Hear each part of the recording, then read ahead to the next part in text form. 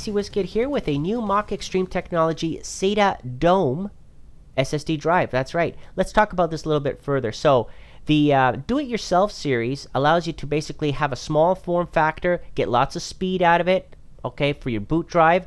220 megs on the read, 80 megs per second on the write. Small, tiny dimension, SATA 2 interface, okay, different sizes on this MLC drive. You can get 64 gigs, for example, which is what I'm using today, and then install your favorite operating system, and away you go. Now, it's very innovative. I do like the small, tiny drive. Obviously, it's a do-it-yourself module implementation, what they're giving you here, and the dome.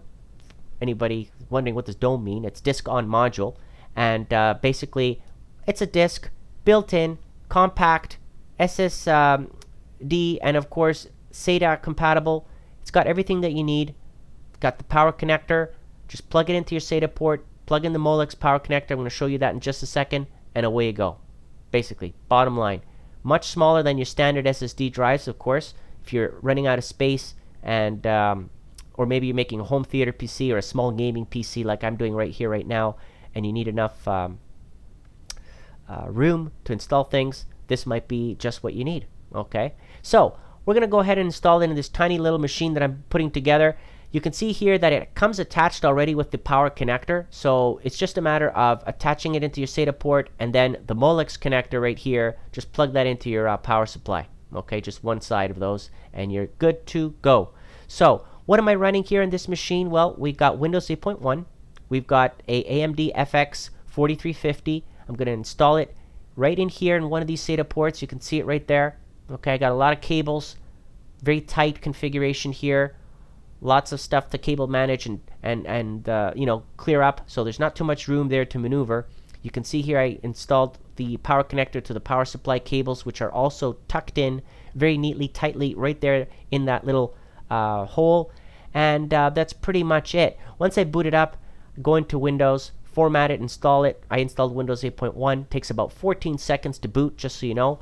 And here we are running that FX 4350 overclocked to 4.6 gigahertz, by the way. And I've got it on a Gigabyte 990 FX UD3 board with 8 gigs of G.Skill high-end memory running at 1071 megahertz. That's pretty darn fast on CL11 timings. The benchmarks here, we're going to check them out on Atto Disk Benchmark, bang on the money. You can see there it's hovering around the 200, 205 megs per second on the read, and definitely hits the 80 megs per second on the write. Crystal Disk Mart, well, it showed a little bit less on the write, but definitely the read was at 200 megs per second. And the ASSSD benchmark showed the write was bang on at 80 megs per second, and the read fell a little bit short of 200.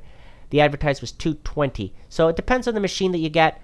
Fairly close to what you get. You know, 14 seconds booting up into Windows 8.1 is pretty darn fast if you ask me. Not bad at all. Definitely recommend it for a small home theater PC, maybe a small gaming PC you're trying to build. And I'd like to thank MX Technology for providing it. Comment below, let me know what you think, and thank you for watching.